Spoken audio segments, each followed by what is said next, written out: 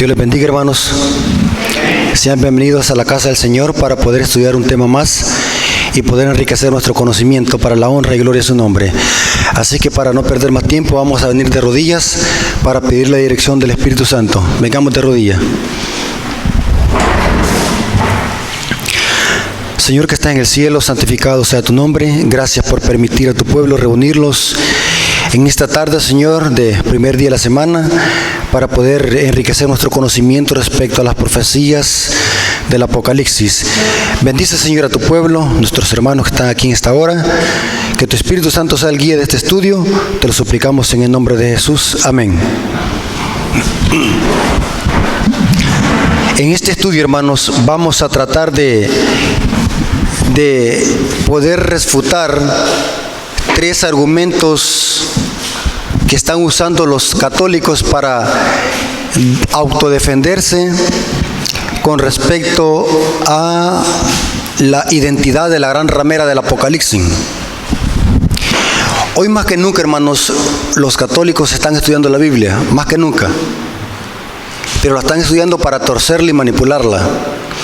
Y si nosotros no conocemos perfectamente bien la Biblia, podemos caer en ese error o en esa clase de engaño. ¿Qué es un apologeta católico? Un apologeta católico, hermanos, es una persona que defiende la fe. Inclusive por eso le he puesto en mi canal apología, porque significa defender la fe. Pero también la Iglesia Católica tiene sus apologistas. La mayoría de cristianos, adventistas y no adventistas, estamos de acuerdo en que la gran ramera del Apocalipsis es la Iglesia Católica Romana, por las características. Entonces, de alguna manera, los católicos tienen que defenderse, los eruditos tienen que defenderse.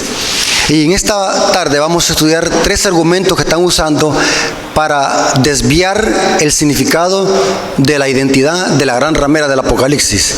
Vamos a ver el primer argumento que están usando. Ellos dicen de que la gran ramera del Apocalipsis no tiene nada que ver con la Iglesia Católica, sino con una ciudad. Y usan este texto, Apocalipsis 17:18. Noten, Apocalipsis 17:18 dice: y la mujer que has visto es la gran ciudad que reina sobre los reyes de la tierra. Entonces ellos dicen de que la gran ramera es una gran ciudad, no tiene nada que ver con la Iglesia Católica. Ahora, ¿cuál es el problema de este argumento o de esta interpretación? Es de que un versículo no lo podemos aislar de su contexto, porque a esta ciudad se le llama Babilonia. Y Babilonia es la misma ramera o es la misma mujer. Note lo que dice el versículo 5 de Apocalipsis 17. Y en su frente un nombre escrito, un misterio: Babilonia la grande, la madre de ¿quién? De las rameras y de las abominaciones de la tierra. Ahora, si nosotros conectamos el versículo 18 con el versículo 5, esa ciudad, ¿quién es? Babilonia. ¿Que es el nombre para quién? Para la mujer que se identifica como la gran ramera. ¿Por qué nosotros no podemos llamar a Babilonia una ciudad literal, como lo creen los católicos? Por la siguiente razón. La Babilonia literal, que fue gobernada por Belsasar y por Nabucodonosor y por sus antecesores, fue destruida en el año 539 a.C. ¿Y quién la destruyó? Fueron los medos y los persas. Eso lo dice Daniel capítulo 5, versículo 30 al 31. Noten cómo dice. Daniel capítulo 5, versículo 30 y 31. Y la misma noche fue muerto Belsasar, rey de los caldeos.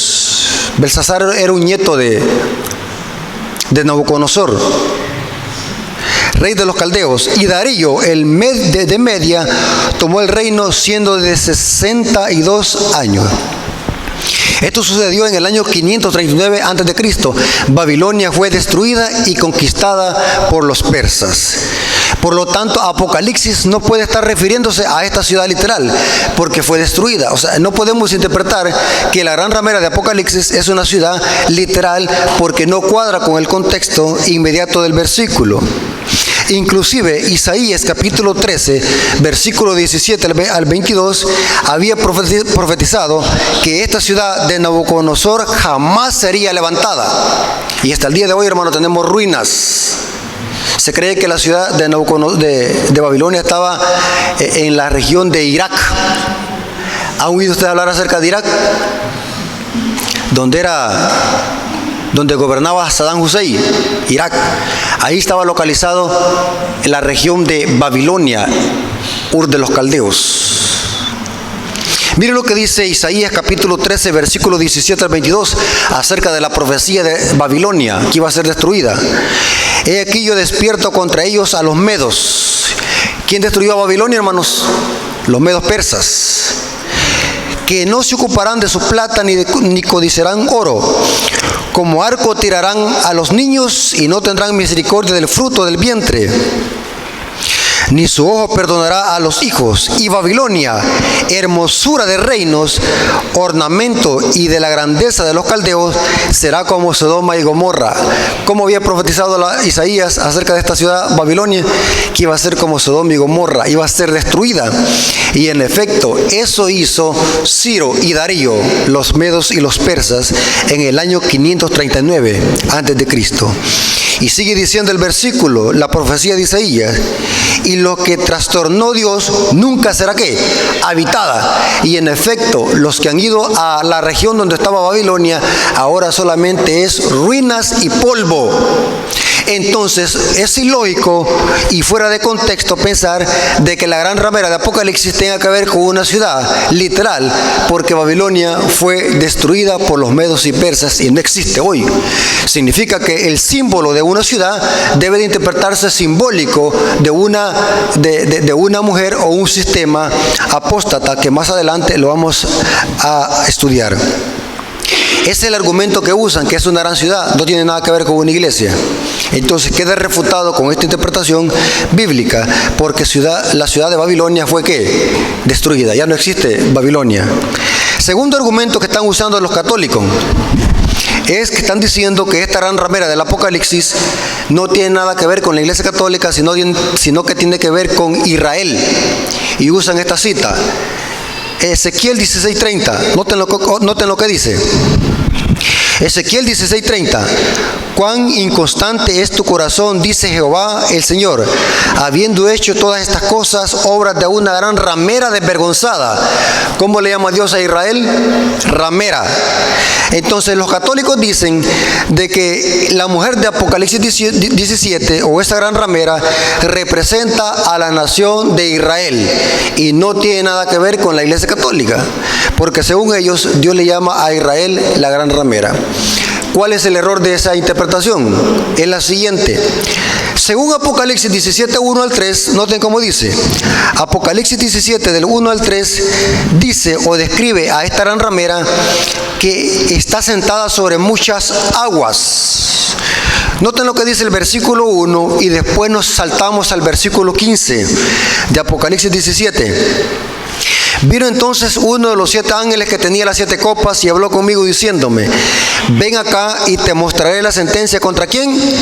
La gran ramera, la que está sentada sobre muchas aguas. O sea, esta ramera está sentada sobre mucha agua. Ahora, ¿qué representa en profecía las aguas? Noten el versículo 15. Me dijo: las aguas que has visto, donde la ramera se sienta, son pueblos, muchedumbres, naciones y lenguas. Si creemos de que Israel es la gran ramera de Apocalipsis 17, está fuera de contexto. ¿Por qué? Porque Israel solamente es una nación local del oriente, del viejo mundo. Mientras que Israel no está sentado en muchas aguas, que representa ¿qué? Pueblos, muchedumbres, naciones y lenguas. No cuadra con el contexto para interpretar de que la ramera de Apocalipsis 17 tenga que ver con Israel, porque Israel solamente es una nación geográfica que está ¿dónde? En el oriente, en el lejano oriente. ¿O aquí en Tecoluca hay israelitas aquí, literales? No hay. Mientras esta ramera dice que reina sobre los monarcas de la tierra y está sentada sobre ¿qué? Muchedumbres, naciones y lenguas, o sea, las controla a través de su vino, de su fornicación. Entonces queda descartada esa interpretación que están haciendo los católicos para sostener que la gran ramera es la nación de Israel. Ahora, ¿cuál es el tercer argumento que están usando los católicos? Este es más interesante. Los apologistas católicos, para desviar el significado apocalíptico de la gran ramera, están diciendo que la gran ramera es el imperio romano de los Césares. Porque según ellos, Roma, el imperio romano, fue el que persiguió a los cristianos en los tiempos apostólicos. Tenemos por ejemplo a Herodes, a Diocleciano, fueron emperadores romanos, a Domiciano, a Nerón, fueron emperadores romanos que persiguieron al pueblo de Dios. Entonces los apologistas católicos están diciendo que la ramera del Apocalipsis representa al imperio romano. ¿Cuál es el error de esa interpretación? Porque lo que tratamos es derribar esos argumentos fuera de contexto. ¿Cuál es el error de esa interpretación? Tenemos que ver el significado de los símbolos apocalípticos. Si Juan hubiese querido usar el símbolo para identificar al imperio romano, ¿qué símbolo hubiese usado en lugar de una mujer? ¿Qué representa en profecía una bestia?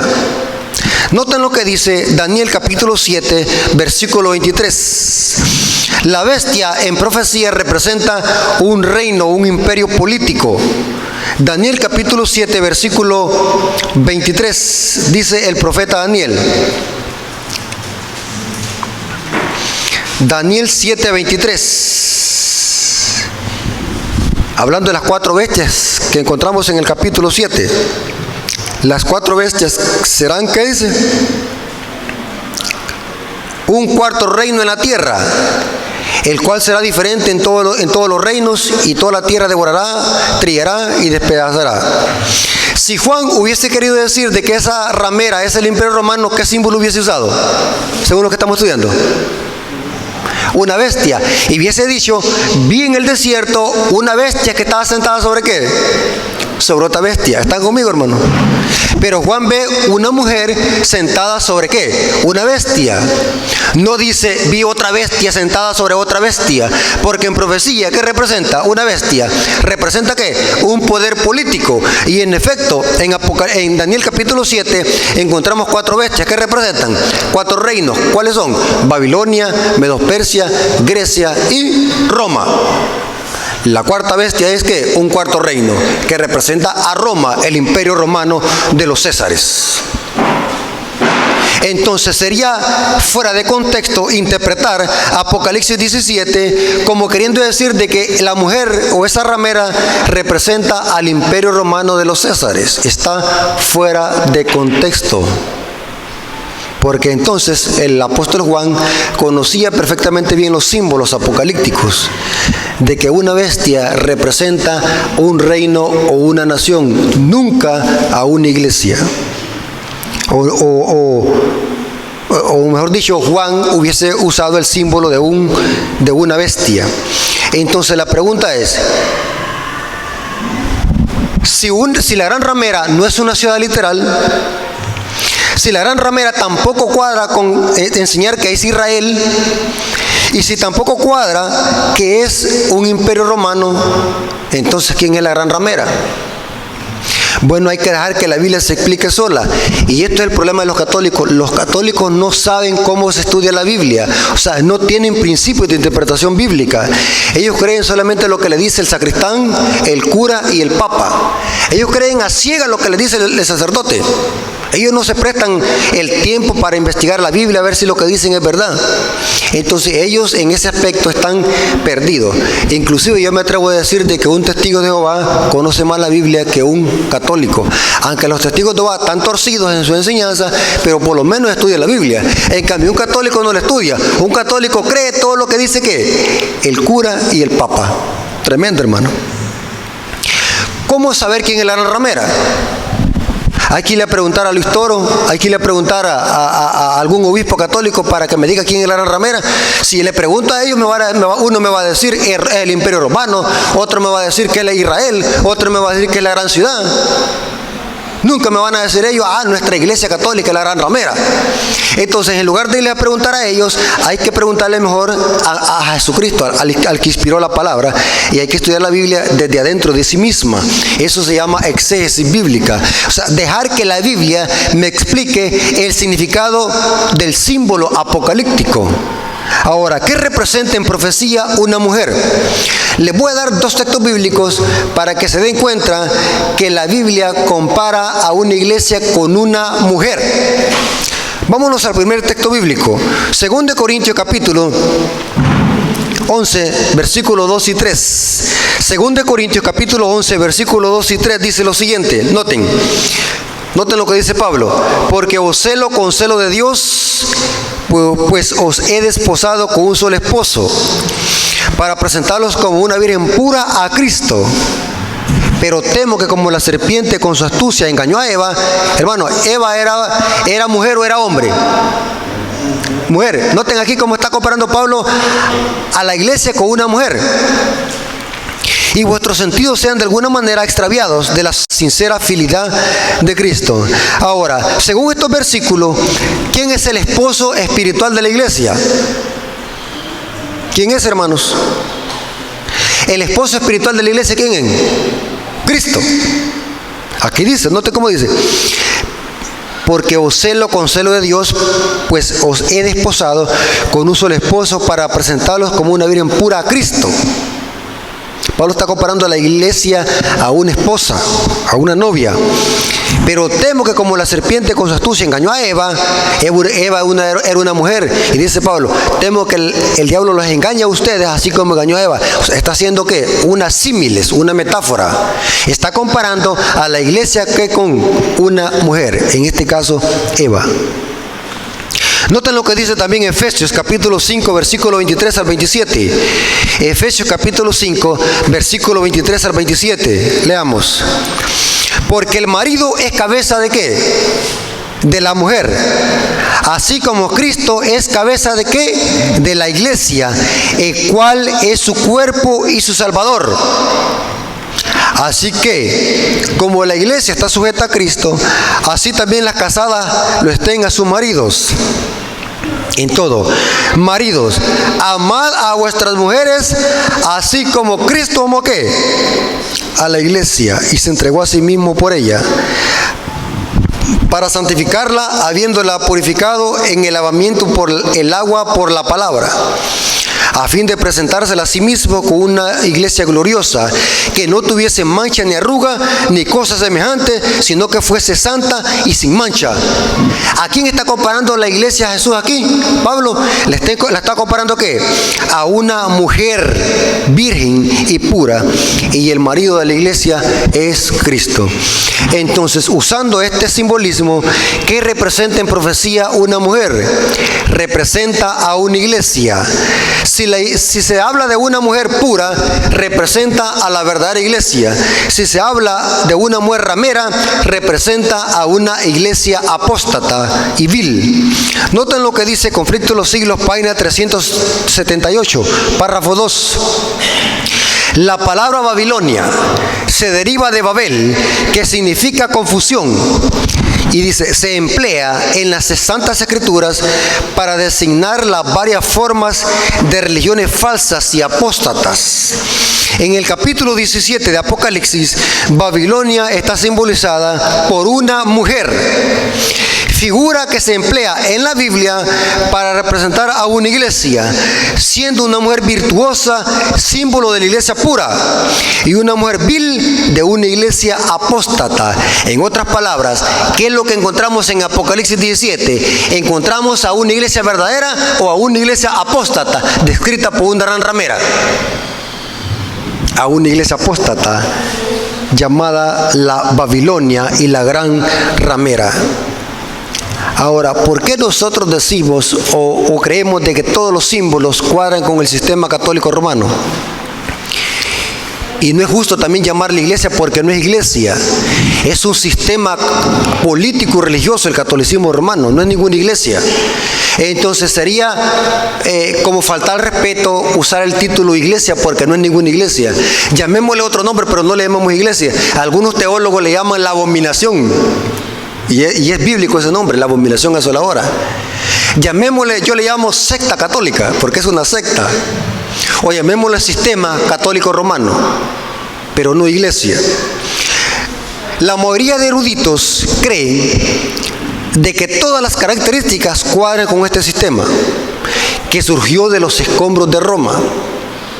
Porque según Daniel capítulo 7, de la cuarta bestia que es Roma, iba a surgir ¿quién? El cuerno pequeño, que es lo mismo que la gran ramera y es lo mismo que la bestia de Apocalipsis 13. El nombre se le cambia, pero es el mismo sistema. ¿Por qué razón se cree que todas las características cuadran con el sistema católico romano como la gran ramera del Apocalipsis? Y en efecto, es una ramera que está sentada sobre una bestia porque es una mujer, una iglesia, que usa al poder político que es la bestia para cumplir sus propósitos de perseguir a quienes no obedecen sus dogmas. Porque si usted lee Apocalipsis 17:6, dice que la ramera está embriagada con la sangre de los mártires de Jesús. Es una iglesia que persiguió al pueblo de Dios durante la Edad Media. Algunas características de esta gran ramera, voy a leerlas así ligeramente y de paso para que nosotros podamos asimilar que todas las características cuadran con este sistema amalgamado de la gran ramera. La Iglesia Católica o la secta católica masacró más de 50 millones de cristianos durante la Edad Media. Esta referencia la podemos hallar en Apocalipsis 17:6 y Daniel 7:21. La secta católica es la única religión apóstata que se mezcla con política y religión. Y en efecto, hermanos, ustedes van a ver que la Iglesia Católica tiene gran influencia con los magnates de la tierra, tiene una gran influencia y se inmiscuye con la política. Eso se le llama en la Biblia fornicación, y mezclarse con la política. Hay varias referencias de eso en Apocalipsis. Lo tenemos también en Apocalipsis 17:2, en Apocalipsis 14:8, en Apocalipsis 18, versículos 2 y 3. La Iglesia Católica es el único sistema que el diablo ha usado para tratar de cambiar los tiempos y la ley. Y eso lo podemos comprobar, hermano, al ver un catecismo católico, cómo la Iglesia Católica cambió el día de reposo al domingo y aniquiló el segundo mandamiento que tiene que ver con la adoración a imágenes. A ellos no les conviene porque tienen imágenes. La Iglesia Católica es el único sistema que basa sus creencias en la sabiduría y tradiciones de hombre. Usted va a ver, hermano, que todas las tradiciones del catolicismo romano son tradiciones inventadas por hombre. Tenemos la Semana Santa. ¿Usted encuentra en la Biblia algún versículo donde diga que debemos de guardar alguna Semana Santa, que Dios santificó una semana? ¿Encuentra usted eso en la Biblia? No. El único día santo en la Biblia, ¿cuál es? Sábado. Pero la Iglesia Católica tiene una Semana Santa. Usted va a ver que la Iglesia Católica celebra Día de las Madres y un montón de tradiciones que la Iglesia Católica se inventa, porque es un sistema que está basado en sabiduría de hombres. Bautismo de bebés, el purgatorio, la misa, la confesión auricular, el celibato sacerdotal, son doctrinas y tradiciones netamente de hombres que no tienen fundamento bíblico y que si estos les citan la Biblia, se la van a estar citando para manipularla y sacarla de contexto para sostener esa mentira. Pero no tienen fundamento bíblico. Nada de eso.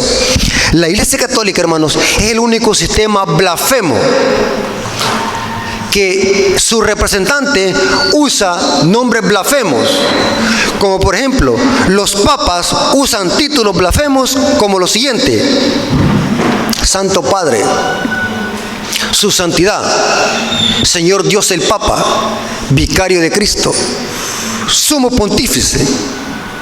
¿Son nombres blasfemos estos? ¿A quién es el único que le podemos llamar Santo Padre? A Dios. Sumo pontífice, nombre dado a los césares y a los emperadores romanos, porque se creía que ellos eran los mediadores entre el más allá entre los seres divinos y los dioses y los hombres. Eran como puentes, sumo pontífices. Los obispos así se llaman también, sumo pontífices. Tremendo, hermano. ¿Desde cuándo le podemos llamar a un papa vicario de Cristo? Si el único vicario de Cristo o representante de Cristo es el Espíritu Santo, es un sistema blasfemo. La Iglesia Católica pretende perdonar pecados a través de sus líderes religiosos, los papas y los sacerdotes. Y saben que la Iglesia Católica dice que fuera de la Iglesia Católica Dios no le puede perdonar sus pecados si no se los confiesa a un sacerdote católico. ¡Qué blasfemia! Teología católica. Que si usted no se confiesa ante un sacerdote sus pecados, Dios nunca se los perdona. Está perdido. Es un nombre blasfemo. Nombre blasfemo.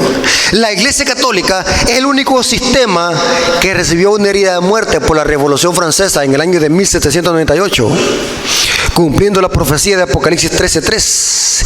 La Iglesia Católica es el único sistema que impone el celibato. Es una doctrina por imposición que los obispos y papas no pueden casarse. Doctrina de demonio. La Iglesia Católica es un sistema amalgamado y es el único sistema que va a existir hasta que Jesús venga por segunda vez. Este sistema, hermano, que ha llevado a la condenación eterna a millones de cristianos y almas sin fe y esperanza. Es terrible, hermano, ver cómo este sistema, hermano, tiene gente a nivel mundial. Exactamente, la profecía dice que la ramera se asienta sobre ¿qué? Naciones, pueblos, muchedumbres y lenguas.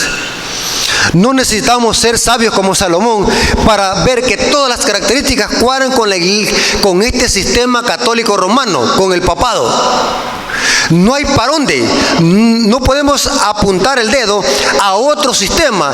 Todas las características cuadran con este sistema. Por consiguiente, en Apocalipsis 12 tenemos a otra mujer. ¿A qué representa?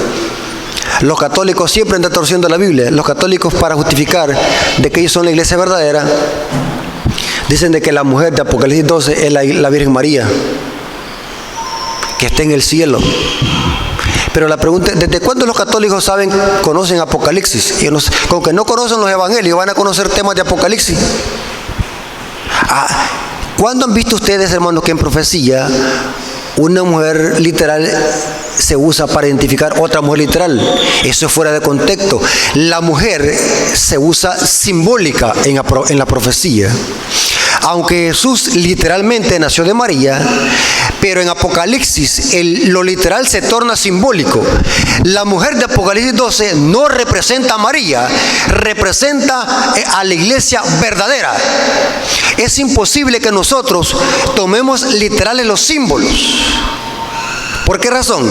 Porque solamente, noten lo que dice Apocalipsis 12, una mujer embarazada, con una corona de 2 estrellas, vestida de sol, con la luna bajo sus pies. ¿Qué representa eso? No podemos tomar literal eso. ¿Cuándo han visto ustedes a una mujer parada sobre una luna? Inclusive Apocalipsis 12 dice que a la mujer se le dieron alas de águila y el dragón arrojó de su boca agua como un río. O sea, no podemos interpretar eso literal. Estamos tratando con símbolos. La mujer de Apocalipsis 12 no representa a María, representa a la iglesia verdadera. Les voy a demostrar con 2 citas bíblicas.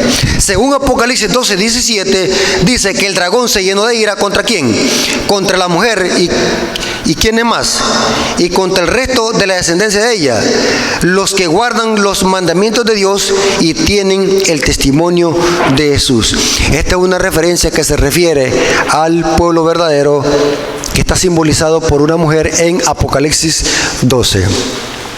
Mientras que en Apocalipsis 14:12 a esta mujer o a este pueblo se le llama así. Noten cómo dice. Apocalipsis capítulo 14 versículo 12 dice: aquí está la paciencia de los santos, los que guardan los mandamientos de Dios y tienen la fe de Jesús. Notaron, hermanos, que la mujer de Apocalipsis 12 son los santos que guardan los mandamientos de Dios y tienen la fe de Jesús. Y saben algo muy interesante, hermano. Al final de la historia solo van a quedar dos iglesias. Solo van a quedar dos iglesias. Si usted se mete a internet y pone así en Google, ¿cuántas iglesias y sectas hay en el mundo? Le va a tirar más de 70,000 en el mundo. Y siguen levantándose más. Por ejemplo, si un pastor se pelea con otro pastor, aquel pastor se trae a un poco de gente, alquilan una casa, solamente le cambian el nombre, iglesia tal. Así se crean las iglesias, las sectas. Hay más de 70,000 religiones y sectas, y todas dicen que son la iglesia verdadera, y todas usan la Biblia. Pero lo que me estoy dando cuenta yo, que según Apocalipsis 17 y Apocalipsis 12, al final de la historia solo van a ver cuántas iglesias. 2, porque solamente encontramos 2 mujeres. De alguna manera, todas las iglesias se van a unir con alguna mujer. Y la profecía me dice que donde se van a unir todas las iglesias, ¿con quién va a ser? ¿Con la mujer de Apocalipsis 12 o con la mujer de Apocalipsis 17? Con la mujer de Apocalipsis 17. ¿Cómo sabemos? Porque dice que esta ramera tiene hijas. ¿Y todas son qué? Ramera.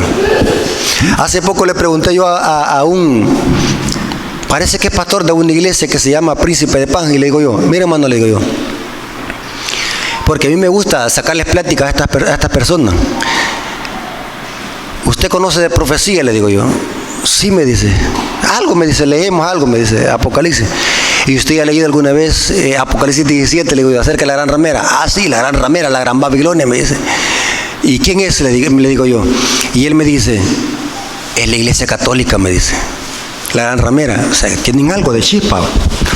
Pero vengo yo y le pregunto, pero mire, allí dice también que esta gran ramera tiene hija.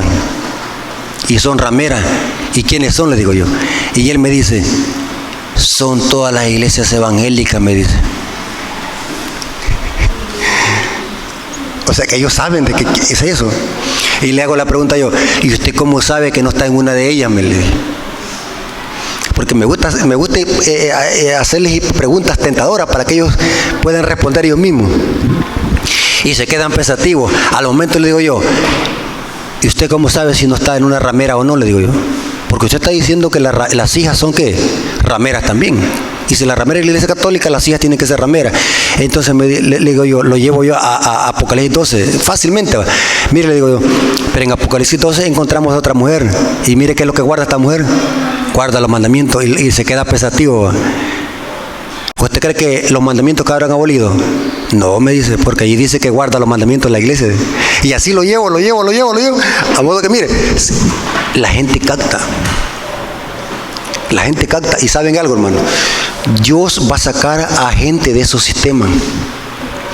Aunque estos sistemas son rameras y son Babilonia, por sus doctrinas, Dios tiene gente fiel en estos sistemas y los va a sacar al final de la historia a través del mensaje del tercer ángel. Querramos o no, hermano. Dios tiene pueblo ahí. Pero lo importante es, hermano, que sepamos identificar e interpretar los símbolos. La gran ramera del Apocalipsis no es nada menos que el sistema católico romano. Y sus hijas representan al protestantismo apóstata que sigue sus doctrinas, entre ellas la santidad del domingo y la inmortalidad del alma. Hermanos, Dios les bendiga. Hasta que llega este estudio, y la honra y la gloria sea por nuestro Dios. Dios les bendiga.